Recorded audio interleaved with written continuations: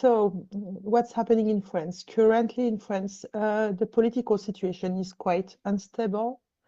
Nevertheless, we try to schedule meetings with the deputies who will be voting on the proposed law against the transitions of minors, young people. So WDI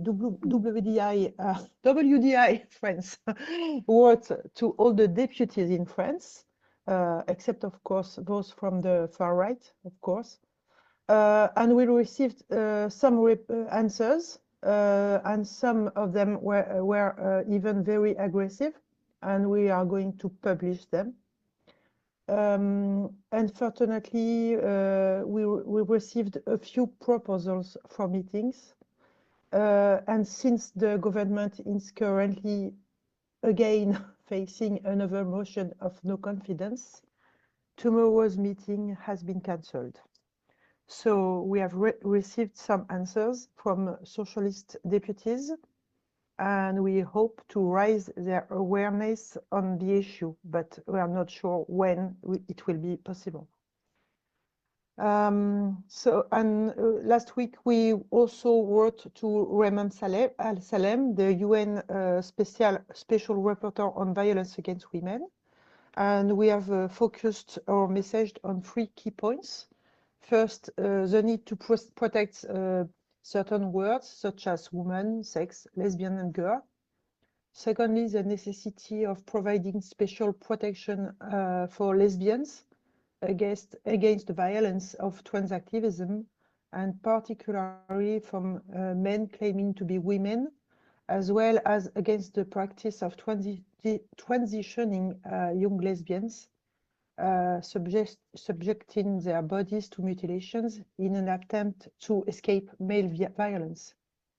And third, we also addressed the specific violence directed toward gender criminal feminists and the urgent need to safeguard of freedom of expression, association, and thought. And now we are planning to answer to the CEDAW's call for contributions on the issue of gender stereotypes.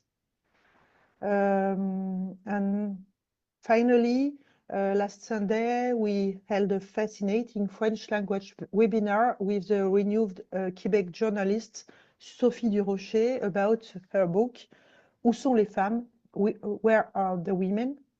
And this webinar will be available online soon. And that's all. I'll begin with the update that Dr. Suzanne Vierling has been added as a panelist on our Black History Month webinar, how the trans lobby co-opted the struggle for Black American civil rights and how radical feminists of all races can work together to dispel this forced teaming. The webinar will take place tonight at 8 p.m. ET. It's hosted by Black Women's Caucus facilitator Lorraine Nolan, and will also include Kara Dansky, Irene Lawrence, Aja Lyons, and Lauren Levy as panelists. And I'll share the registration link in the chat for those interested in joining us. It's still not too late to register.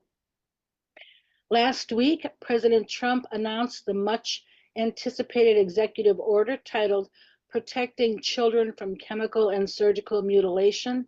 To give you a quick overview, Section 1 states that it is the policy of the United States that it will not fund, sponsor, promote, assist, or support the so-called transition of a child from one sex to another, and will rigorously enforce all laws that prohibit or limit these destructive and life-altering procedures.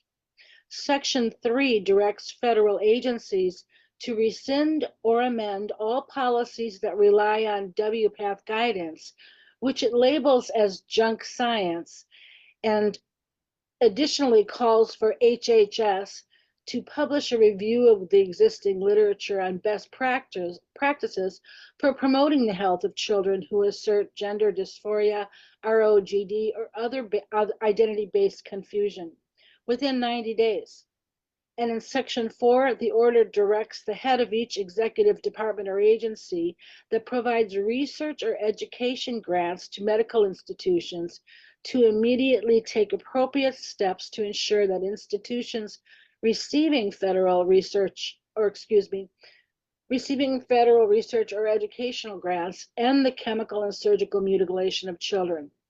In response, hospitals and other providers in New York, Rhode Island, Washington, D.C., Virginia, and Colorado have reportedly taken action to avoid threatened sanctions and loss of federal funds by suspending these medical treatments for patients under 19.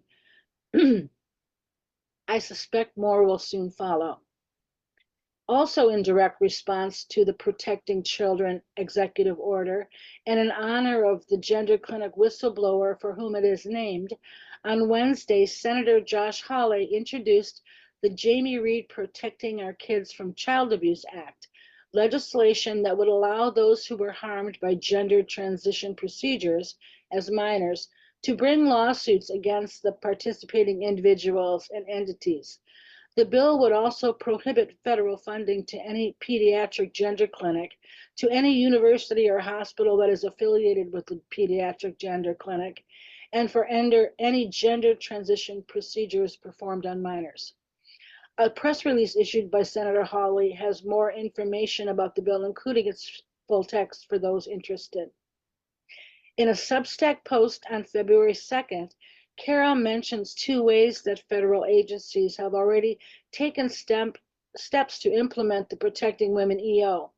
The first and most far-reaching was a memo circulated on January 29th by the Office of Personnel Management, directing federal department and agency heads to review and eliminate programs, materials, and policies that promote gender ideology within 2 days.